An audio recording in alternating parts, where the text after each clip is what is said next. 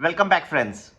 So we had a good rally in the US stock markets on Wednesday, and naturally people are now very much enthused by the possibility of the debt standoff coming to an end. They believe that now the risk of the US defaulting no longer there, with Kevin McCarthy saying that we look to be close to a deal. Well, yes, Kevin McCarthy says that we are close to a deal, provided the Democrats follow suit. They come hand in hand with them. They follow line in line with them. It's like telling your child that, hey, we'll take you for a nice ride, but you must finish your homework. Now, whether the child obliges or not is a question mark. I don't think that it's going to be such an easy end to this debt stalemate. Naturally, nobody wants to look bad in front of the electronic media, and they're trying hard. But yes, it's an election year as well, so there's politics involved as well. I don't think this deal is going to be such an easy end. And besides, I do not believe that the US equity markets are pricing in enough event risk. And as we near the debt ceiling date, you will see more action in the stock markets. There will be more anxiety that may get built, and the markets can tumble if things don't work out exactly as desired.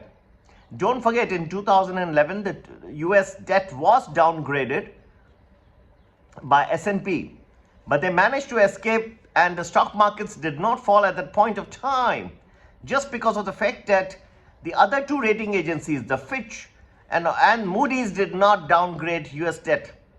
But there was a similar story, although Congress did pass the bill to raise the debt ceiling at that point of time. Yet, you found that not all the rating agencies had downgraded. So US managed to get out, the stock markets managed to get over it rather easily. Another reason is that, look at many of the indicators of recession. You still see the yield curve inverted. Next, you see the PMI down 17 points on the manufacturing side. That's a pretty good fall. It shows a great slowdown in manufacturing activity for the United States of America. Then you have that unemployment claims, which is considered to be a lagging indicator. Now that's also turning weak. With last week's Friday's unemployment jobs claims numbers, things look to be changing. And then we also have another thing, that there is what we call a year-over-year restrictions, which are beginning to unwind. These were massive COVID restrictions that are beginning to unwind. Now, a very important survey, which I have mentioned before as well, is the Senior Loan Officers Survey. That shows that 46% are talking about tightening credit conditions. This has happened only 4 times. The 4 times that the figure has reached this level were in 2020, 2008, 2001 and 1990, or 4 times US had entered into a recession. So friends, yes, there is very easy to make out a bullish case based on Kevin McCarthy's arguments that all is hunky-dory, that yes, we will definitely strike a deal, yes, we will definitely take the child for a ride, but child has to do the homework. The Democrats have to come in line with the Republicans. Is Joe Biden willing? There is like certain conditions which Biden yesterday itself I was seeing was not ready.